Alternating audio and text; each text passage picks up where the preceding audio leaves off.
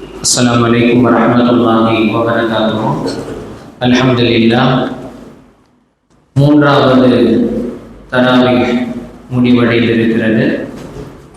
ஒவ்வொரு நாளைக்கும் 1.25 ஜுஸு வீதம் 3.25 ஜுஸு, 4 ஜுஸுவுக்கு ஒரு 1/4 ஜுஸு கம்மியாக முடிவடைந்திருக்கிறது. அல்ஹம்துலில்லாஹ். அல்லாஹ் தஆலா அதை கேட்கக்கூடிய ஓதக்கூடிய பாக்கியத்தை நமக்கு தந்தது போல மீதமுள்ள தராவீகளையும் அந்த குர்ஆனினுடைய ஜுஸுகளையும் கேட்கக்கூடிய ஓதக்கூடிய பாக்கியத்தை நம் அனைவருக்கும் பரிபூர்ணமான முறையில் அல்லாஹ் தந்தல் புரிவானாக. இன்றைய சிறப்பு தினம் என்னவென்று சொன்னால், அன்னை ஃபாத்திமா ரலியல்லாஹு தஆலா அன்ஹா அவர்களினுடைய நினைவு தினம். இந்த தினத்தை பற்றி நாம் முதலில் சொல்லி ஆக வேண்டும். ஏன்னா இதில் நிறைய கருத்து வேறுபாடுகள் இருக்கிறது. ஷியாக்கள் என்ன சொல்கிறார்கள் என்று சொன்னால், ஜமாதுல் சானி, ஜமாதுல் அவ்வல், ஜமாதுல் ஆஹிர் வரையும் அதில் 11வது அல்லது 12வது இரவில் வஃபாத் ஆனதாக சொல்கிறார்கள். நம்முடைய ஷியாக்கள் அல்லாத மற்ற நபர்களிலே சில பேர் என்ன விளங்கி வைத்திருக்கிறார்கள் என்று சொன்னால், ரமலானுடைய 12வது பிறை என்பதாக விளங்கி வைத்திருக்கின்றார்கள். ஏன் அப்படின்னா, நம்ம ஏற்கனவே சொல்லியிருக்கோம், ஸல்லல்லாஹு அலைஹி வஸல்லம் அவர்கள் வஃபாத் ஆனதிலிருந்து 6 மாசம் ஃபாத்திமா ரலியல்லாஹு தஆலா அன்ஹா அவர்கள் இருந்து அடுத்து வஃபாத் ஆனார்கள் என்பதால் அந்த கணக்கில் ரபியுல் அவ்வல் 12லிருந்து ரமலான் 12 அப்படின்னு கரெக்டாக புள்ளி வச்ச மாதிரி பாயிண்ட் டு பாயிண்ட் நிறைய பேர் நினைச்சுக்கிட்டு இருக்காங்க. இதை நினைவு கூறுவது நம்ம தவறுன்னு சொல்லலை. அந்த நாளில் நினைவு கூறாங்களே, அதை நம்ம தவறுன்னு சொல்லலை. வாழ்க்கையினுடைய ஒவ்வொரு மூமினும் மூமினான பெண்களும் வாழ்க்கையினுடைய ஒவ்வொரு நாளும் நினைவு கூற தகுதியானவர்கள் அன்னை ஃபாத்திமா ரலியல்லாஹு அன்ஹா. அதுல எந்த மாற்று கருத்தும் கிடையாது. ஆனால் வரலாறு முக்கியம் அல்லவா, நம்ம எதுன்னு கரெக்டா தெரியணும் அல்லவா நமக்கு. அந்த அடிப்படையில நம்ம கரெக்டான வரலாறு ஆசிரியருடைய ஏகோபித்த முடிவின்படி ரமலான் பிறை 3 நாள், 6 மாசம் அப்படின்னா கரெக்டா 6 மாசம் நடத்தல, 6 மாசத்துல வஃபாத், அப்படித்தான் அர்த்தம்.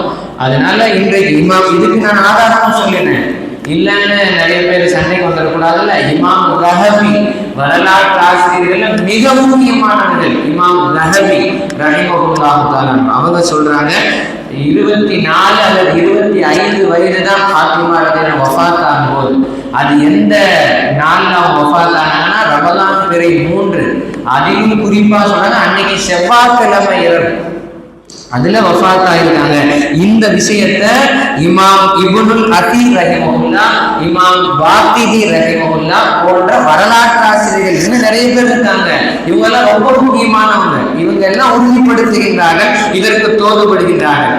இன்னொன்னு, ஃபாத்திமா ரலியல்லாஹு வஃபாத் ஹிஜ்ரி 11, அதையும் குறிப்பிடுகின்றார்கள். சயீத் இப்னு உஃபைர் ரஹ்மத்துல்லாஹி அவர்கள் தாபீன்கள் இருக்கவங்க, அவங்களும் சொல்றாங்க செவ்வாய்க்கிழமை 3வது பிறை ரமலானில் தான் வஃபாத் ஆனார்கள் என்று உறுதிப்படுத்துகின்றார். இது மாதிரி நிறைய பேர்களுடைய அக்குவால்கள், அவர்களுடைய சொற்கள் எல்லாம் நமக்கு ஆதாரமாக இருக்கிறது. நாம் ஏற்கனவே சொன்னது போல இது ஒரு வரலாற்றுக்கு தேவையான விஷயம் தான் தவிர இந்த நாளில் தான் நினைவு கூறப்பட வேண்டுமா என்று கேட்டால் கிடையாது. ஒவ்வொரு மூமினும் வாழ்நாள் முழுவதும் நினைவு கூறுவதற்கு தகுதியானவர்கள் அன்னை ஃபாத்திமா ரலியல்லாஹு தஆலா அன்ஹா. ஏன் அப்படி? குறிப்பாக அன்னை ஃபாத்திமா ரலியல்லாஹு தஆலா அன்ஹா அவங்களை பற்றி சொல்லணும்னா, வெட்கத்திற்கு சொந்தக்காரர்கள் அவர்கள். வெட்கப்படணும். ஒரு பெண்ணுக்கு அழகு எது? வெட்கம் தான். அந்த வெட்கம் நாணம் இல்லாததான் இன்றைய கலாச்சார சீர்கேடுடைய சாராம்சம். ஒரு பெண் ஆடை சரியில்லாமல் அரைமுறை ஆடைகளோடு நிர்வாணங்களோடு போகிறார். ஒரு மனிதன் தவறான கண்ணோட்டத்தில் பார்க்கிறான். அதை பற்றி உண்டான ஒரு பேட்டி எடுக்கும் போது அந்த பெண் சொல்றா, நாங்க இப்படி இருக்கிறதுனால எங்க மீது தவறு இல்லை, பார்க்கிற அவனோட தவறு அப்படின்னு பேட்டி கொடுக்கிறான். நீ அப்படி இல்லைன்னா அவன் ஏன் உன்னை பார்க்க போறான்? நீ புர்கா போட்டுட்டு மூடிட்டு போனீங்கன்னா உன்னை ஏன் அவன் பார்க்க போறான்? நான் இப்படித்தான் இருப்பேன், ஆனா அவன் பார்க்க கூடாது அப்படின்னா அது எப்படி? இது ஒரு சாத்தியமா? இது ஒரு லாஜிக்கான பேச்சா? என்பதை நாம் இன்றைய சமுதாயத்தினுடைய நிலைமையில் இந்த வெட்கம் இல்லாததுதான் எல்லா பிரச்சனைகளுக்குமே அஸ்திவாரம். அந்த வெட்கத்திற்கு ஆக சொந்தக்காரர்கள் யார் என்று சொன்னால் அன்னை பாத்திமா ரலியல்லாஹு அன்ஹா. அந்த அளவுக்கு வெட்கத்தினுடைய உயர்ந்த அந்தஸ்தில் இருந்தார்கள். ஒரு தடவை அன்னை பாத்திமா ரலியல்லாஹு தஆலா அவர்களும் அஸ்மா பின்த் உமைஸ் ரலியல்லாஹு தஆலா அவர்களும் பேசுகிறாங்க. இவங்க அடிக்கடி வந்து பாத்திமா ரலியல்லாஹு ஹெல்ப் பண்ணுவாங்க. பாத்திமா ரலியல்லாஹு ரொம்ப கஷ்டப்பட்டுட்டாங்க. அந்த தஸ்மீகள் தான் அந்த கஷ்டத்துல போய் ஸல்லல்லாஹு அலைஹி வஸல்லம் கேட்கும் போது ஒரு அடிமை இருந்தா கொடுங்கன்னா, அடிமை இல்லை உனக்கு அதை விட சிறந்த தஸ்மீகளை சொல்லி தர்றேன்மா அப்படின்னு சொல்லி கொடுத்ததான் நம்ம இப்ப அடிக்கடி ஓதுகிறோம். சுப்ஹானல்லாஹ், அல்ஹம்துலில்லாஹ். இதெல்லாம் தஸ்பீஹே ஃபாத்திமா, அது பேரே தஸ்பீஹே ஃபாத்திமா. ஃபாத்திமா ரலியல்லாஹு மூலமாக இந்த உம்மத்துக்கு கிடைத்தது மிகப்பெரிய பாக்கியம். அது உண்மையாக மகபூலியத்தானது என்பதனால இன்னைக்கு வரை ஓடும், இன்னைக்கு வரை கியாமத் வரை ஓடப்படும். அதுல எந்த மாற்றம் கிடையாது. ஏன்னா தஸ்பீஹே ஃபாத்திமா ஃபாத்திமா ரலியல்லாஹு மூலமாக கிடைத்தது. அப்பேற்பட்ட கஷ்டத்திற்கு சொந்தக்காரர்களாக இருந்தவர்கள், வாழ்ந்தவர்கள், கஷ்டப்பட்டு வாழ்ந்தவர்கள். அப்படி அஸ்மா பின்த் உமைஸ் ரலியல்லாஹு அன்ஹா வந்து நிறைய பேசிக்கிட்டே வேலைகள் செஞ்சு கொடுப்பாங்க. இப்படி அஸ்மா பின்த் உமைஸ் சொன்னாலும் பேசிக்கிட்டே இருக்காங்க. பாத்திமா ரலியல்லாஹு அதை கண்டுக்காம அவங்க ஏதோ சிந்தனையிலே இருக்கின்றார்கள். அப்ப அவங்க கேட்டாங்க, என்ன நான் பேசிக்கிட்டே இருக்கேன், நீங்க பாட்டுக்கு ஏதோ சிந்தனையில இருக்கீங்க. இல்ல அஸ்மா, எனக்கு ஒரு சின்ன இது என்னன்னா, நம்ம காலத்துல இது நான் போன வருஷமே ஒரு ஃபஜ்ருடைய பயான் சொன்னேன், வந்த வருஷத்துல 2 வருஷம் முன்னாடி. அப்போ பாத்திமா ரலியல்லாஹு தஆலா சொன்னாங்க, இல்ல நம்மளுடைய இதுல ஜனாசா விழுந்துச்சுன்னு சொன்னா ஒரு சின்ன இது மாதிரி இருக்கு, பிளேட்டு மாதிரி, அதை தான் எடுத்துட்டு போறாங்க. அதை எடுத்துட்டு போகும்போது என்னதான் துணி அணிவிச்சு மூடி எடுத்துட்டு போனாலும் ஆண்கள்லாம் பிரச்சனை இல்லை, பெண்களுக்கும் போது அங்க அவயங்கள் இறுக்கி முடிக்கும் போது தெரிவதற்கு வாய்ப்பு இருக்கிறது அல்லவா. இது வந்து எப்படி ஒரு பெண்ணுக்கு தோதுவாகும் அப்படின்னு சொல்லிட்டு நான் யோசிச்சுக்கிட்டு இருக்கேன். இப்படி என்னுடைய ஜனாசா கொண்டு போச்சுன்னா என்னுடைய அந்த அவயங்கள் அசைவதை மக்கள் பார்க்கக்கூடிய ஒரு சூழ்நிலை ஏற்பட்டு விடுவேன், நான் என்ன செய்வது கவலையில் நான் யோசித்துக் கொண்டிருக்கிறேன் சொன்னாங்க. மௌத்துக்கு பின்னாலும் வெட்கப்படுவதற்கு ஆசைப்பட்டவர்கள் அன்னை பாத்திமா. அப்ப உடனே அஸ்மா பின்த் உமைஸ் சொன்னாங்க, நான் வந்து ஹபஷால கொஞ்ச நாள் இருந்திருக்கேன். அந்த ஹபஷால எப்படி சந்தூக்கு செஞ்சிருப்பாங்கன்னா, இப்படி மூடின மாதிரி உள்ள ஒரு பிளேட் வச்சு உள்ள மூடின மாதிரி இருந்தா கூட அசையாது. அப்படி ஒரு சூப்பரான மெத்தட் ஒன்று இருக்கு, அதை நான் உங்களுக்கு செய்யறேன் அப்படின்னு சொல்லி கொடுத்த உடனே பாத்திமா ரலியல்லாஹு ரொம்ப சந்தோஷப்பட்டுட்டு தன்னுடைய கணவர் அலி ரலியல்லாஹு அன்ஹு கூப்பிட்டு வசியத்து செஞ்சுட்டாங்க, நான் வஃபாத் ஆனதுக்கு அப்புறமா இப்படித்தான் என் ஜனாசாவை தூக்கிட்டு போகணும். அதனாலதான் சொல்லுவாங்க வரலாற்றுல முதலாக நாஷ்னு சொல்லுவாங்க, இந்த உள்ள சந்தூக்குள்ள ஒரு கட்டையை வச்சு உடம்பு ஆடாம அசையாம இருந்ததற்கு பின்னால ஒரு மூடப்பட்டு கொண்டு நாஷ்னு சொல்லுவாங்க. இந்த நாஷை முதலில் அரபுலகத்திற்கு அறிமுகப்படுத்தியவர்கள் அன்னை பாத்திமா ரலியல்லாஹு தஆலா அன்ஹா. இஸ்லாத்திற்கு அறிமுகப்படுத்தியவர்கள் அவங்க தான். அப்ப இந்த விஷயத்தை கேள்விப்பட்டதாலே சந்தோஷமாயிடுச்சு. அலி ரலியல்லாஹு வசியத்து செய்யறதுக்கு முன்னாடி இந்த சந்தோஷத்துல ஒரு வார்த்தை சொன்னாங்க, அல்லாஹும் மஸ்துஹா கமா சதர்தனி, யா அல்லாஹ் என்னை எப்படி நீ இப்படி இந்த உலகத்திலே மறைத்து வைத்திருக்கின்றாயோ அதே போல நான் மௌத்தாகும்போது என்னுடைய ஜனாசாவை நீ மறைத்து வை என்பதாக துஆ செஞ்சாங்க. அல்லாஹ் அதே போல மறைச்சான். இன்னொன்னு தெரியுமா, பாத்திமா ரலியல்லாஹு அடக்கத்துல எங்க இருக்குன்னு யாருக்குமே தெரியாது.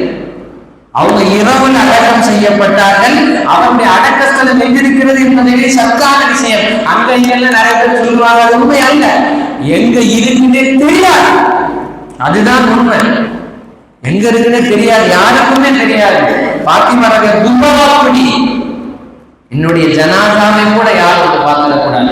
மறுமையில கூட பாத்திமா போகும்போது எல்லாரும் கண்ணை தாழ்த்தி வைப்பார்கள், பாத்திமா போவாங்க. அந்த அளவுக்கு ரொம்ப வேண்டுதலான ஒரு வெட்கப்படுத்த கொண்ட பெருமாட்டி அன்னை பாத்திமா ரலியல்லாஹு தஆலா அன்ஹா. அதுக்கப்புறமாக அது எந்த அளவுக்கு அவனுடைய பிள்ளைகளுடைய விஷயத்துல இருந்தே வரலாற்று ஆசிரியர் எழுதுறாங்க. பாத்திமா ரலியல்லாஹு மகளார் அன்னை ஸைனப் ரலியல்லாஹு தஆலா அவங்களுக்கு சின்ன பிள்ளையா இருக்கும் போதுல இருந்து பாத்திமா ரலியல்லாஹு அவர்கள் முக்காடு போட்டு ஸ்கார்ஃப் போட்டு புர்கா போட்டு தான் அனுப்புவாங்க. எல்லா நேரங்களிலும் அவங்க அப்படிதான் இருப்பாங்க. ஸைனப் ரலியல்லாஹு அவங்களும் அப்படியே வளர்ந்து கடைசியில வரலாற்று இப்படி எழுதுறாங்க. ஸல்லல்லாஹு அலைஹி வஸல்லம் அவருடைய கபரை ஸைனப் ரலியல்லாஹு அவங்க வந்து ஜியாரத் செய்ய போகும்போது இரவு நேரத்துல தான் வருவாங்க. அப்படி வரும் பொழுது அலி ரலியல்லாஹு முன்ன வருவாங்க, ஹசன் ஹுசைன் ரலியல்லாஹு ரெண்டு பக்கமும் வருவாங்க. முழு பரிதாவோடு அப்படியே கபர்ஸ்தானத்துல வருவாங்களா. அலி ரலியல்லாஹு உள்ள வர எல்லா லைட்டையும் ஆஃப் பண்ணிட்டு வந்து அந்த ஸல்லல்லாஹு அலைஹி வஸல்லம் கபர்ல நின்று அவங்க துஆ செய்வாங்க, முனாஜாத் செய்வாங்க. ஸைனப் ரலியல்லாஹு அப்ப ஹசன் ரலியல்லாஹு கேக்குறாங்க, சின்ன பிள்ளையா இருக்கும், பாப்பா ஏன் இந்த மாதிரி வரும்பொழுது எல்லா லைட்டையும் ஆஃப் பண்ணிட்டீங்க அப்படின்னு. இது உங்க அம்மாவினுடைய பேரிடரினுடைய அடிப்படையில உங்க அக்கா இருக்காங்களே ஸைனப், அவங்களை யாரும் பார்க்கக்கூடாது, வெட்கத்தோடு கோஷாமோடு இருக்கணும் என்பதற்காக வேண்டி இது ஒரு நடைமுறையப்பா அப்படின்னு சொல்லி தருவாங்க. இதெல்லாம் வரலாற்றுல பதிவு செய்யப்படுகிறது. ஒரு தடவை ஜிப்ரீல் அலைஹிஸ்ஸலாத்து வஸ்ஸலாம் அவர்கள் ஜிப்ரீல் ஒரு மலக்கு வானத்திலிருந்து அல்லாஹ் தஆலா அனுப்பி வைத்தார்.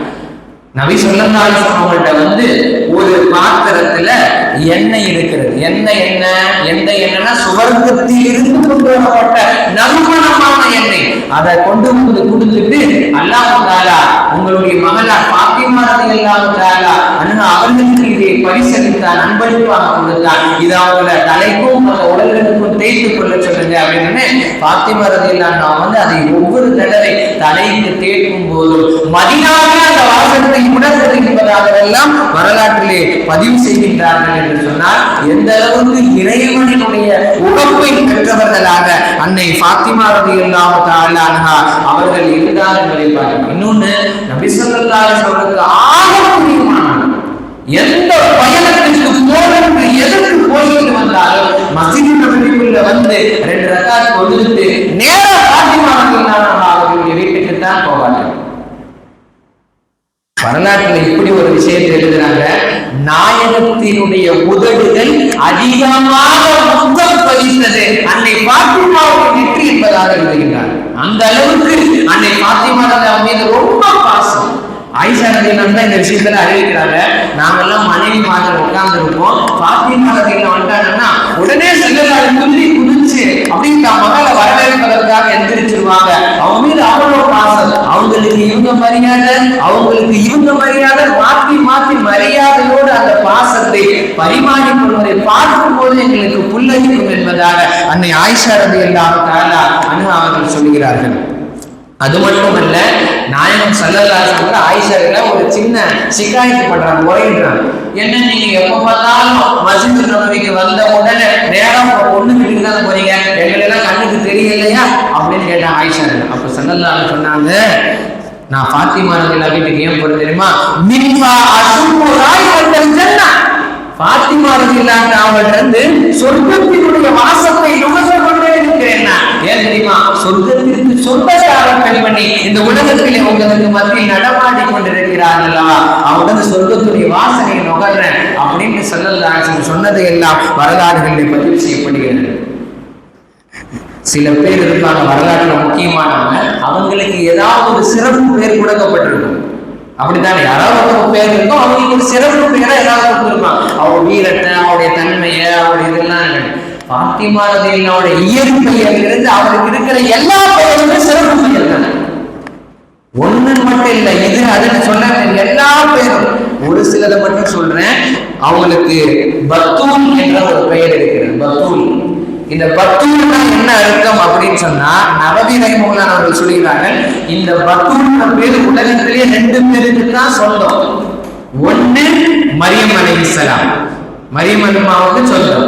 இரண்டாவது பாத்திமா ரலியல்லாஹு. ஏன் சொந்தம், ஏன் அவங்க அந்த பேருக்கு தகுதியானவங்கன்னா, இந்த பத்தூல்களுக்கு என்ன அர்த்தம்னா, மற்ற அனைத்து பெண்களையும், உலகத்தில் இருக்கக்கூடிய அனைத்து பெண்களையும் தவிர்த்து இவர்களை தனித்து காட்டக்கூடியது. அந்த பத்தூல்னா துண்டித்து தனித்து காட்டக்கூடியதுன்னு அர்த்தம். ஏன், எப்படி மரியம் அலைஹிஸ்ஸலாமுக்கு எந்த ஆணும் எந்த பெண்ணும் எந்த கருவியும் எந்த வினையும் நடக்காமல் ஈசா அலைஹிஸ்ஸலாமை அல்லாஹ் கொடுத்தான். இது உலகத்தில் யாருக்குமே கிடையாது. இன்னைக்கு கூட டெக்னாலஜி வளர்ந்துருச்சு. ஆண் தேவையில்லை குழந்தை வைக்கிறதுக்கு, வேற யாரோட ஸ்பெர்ம் இருந்தாலும் பரவாயில்ல, இல்ல ஒரு பெண் இருந்தாலும் என்னென்னமோ சொல்றாங்க பைத்தியக்காரன். ஆனால் அல்லாஹ் சொல்கிறான், மரியம் அம்மையாருக்கு உள்ள அந்த பத்தூரின் வேற யாருக்கும் வர ஆணும் இல்லை பெண்ணும் இல்லை அவங்க இல்லை, யாரும் எந்த வேலையும் கிடையாது. அதே போல அன்னை ஃபாத்திமா ரலியல்லாஹு அன்ஹா அவங்க இருக்கிறாங்களே, அவங்க போல எந்த பெண்மணியும் இல்லை. ஏன் அதை எழுதுறாங்க? தீன் இல்ல, அவருடைய சிறப்புல, மறுமையை நோக்கி அவருடைய பார்வையிலே இந்த உலகத்திலே அவர்களுக்கு நிகரான பெண் யாருமே கிடையாது. இன்னும் நிறைய சிறப்புகள் சொல்றாங்க அந்த பேருக்கு உண்டான இதுல. அடுத்து சொல்றாங்க ஃபாத்திமா அப்படின்ற பெயர் இருக்கிறது. இந்த பேரை யார் வச்சா தெரியுமா? அல்லாஹ் வைத்தான். இந்த ஃபாத்திமான்ற பேரை அல்லாஹ் வைத்தான், சும்மா சொல்லல. ஹதீபுல் பக்தாதி, இப்னு ஹஜர் அல் ஹைத்தமி போன்ற மிகப்பெரிய இமாம்கள் எல்லாம் இதை உறுதிப்படுத்துகின்றார்கள். சவாலுல் முஹரிஃபா என்ற கிதாபில் பதிவு செய்யப்பட்டிருக்கிறது. இன்னல்லாஹ சம்மாஹா ஃபாத்திமா லிஅன்னஹு ஃபதமஹா வ முஹிப்பிஹா மின்னார். இந்த ஃபத்தம அப்படிங்கிறது வந்து ஃபாத்திமா. ஃபத்தம அப்படின்னா என்னன்னா அதுவும் வந்து துண்டித்து தவிர்த்து வைக்கும் அப்படின்றது அர்த்தம். ஃபத்தம அப்படின்னா ஃபாத்திமா ரலியல்லாஹு அவங்களும் நரகத்தை விட்டு தனிப்பிக்கப்பட்டவர்கள். அவங்களை யாரெல்லாம் பிடிக்கப்பட்டார்களோ அவங்களையும் அல்லாஹ் நரகத்தில் இருந்து தவிர்த்து வைப்பான். அதனால ஃபாத்திமா ரலியல்லாஹு ஃபாத்திமான்னு பேர் வச்சான். நரகத்திலிருந்து பாதுகாக்கக்கூடியவர்கள் பேர் வச்சான். அப்பேற்பட்ட ஒரு பெயருக்கு சொந்தக்காரர்கள். அதே போல ஃபாத்திமா ரலியல்லாஹு தாஹிரா அப்படின்னு ஒரு பேர் இருக்கு. தாஹிரா இந்த பேர் ஏன் அப்படின்னா, இப்னு ஜாஃபர் ரஹ்மத்துல்லாஹி அலைஹி சொல்றாங்க, இன்னஹா சும்மியத் ஃபாத்திமா பின்த் முஹம்மத் தாஹிரா லிதஹாரத்தினா மின் குல்லி தனஸின் வ தஹாரத்தினா மின் குல்லி ரஃபலின். ஃபாத்திமா ரலியல்லாஹு எந்த பாவமும் நிகழ்ந்தது கிடையாது என்பதாக சொல்றாங்க. அதே போல எந்த விதமான அசுத்தங்களும் ஃபாத்திமா ரலியல்லாஹு இல்லவே இல்லை. அவங்களுக்கு ஹைது நிஃபாஸ் எதுவுமே வரல. ஃபாத்திமா பரிசுத்தமானவர்கள் இந்த உலகத்தில். ஹசன் ஹுசைன் ரலியல்லாஹு அன்ஹு குழந்தை பெற்றாங்க, நிஃபாஸே கிடையாது. குழந்தை பெற்றவனுக்கு தொழுவார்கள் என்பதாக வருகிறது. அந்த அளவுக்கு பரிசுத்தமானவர்கள். வமா ரஅத் கத்து யௌமன் ஹம்ரத்தன் வலா நிஃபாஸ்.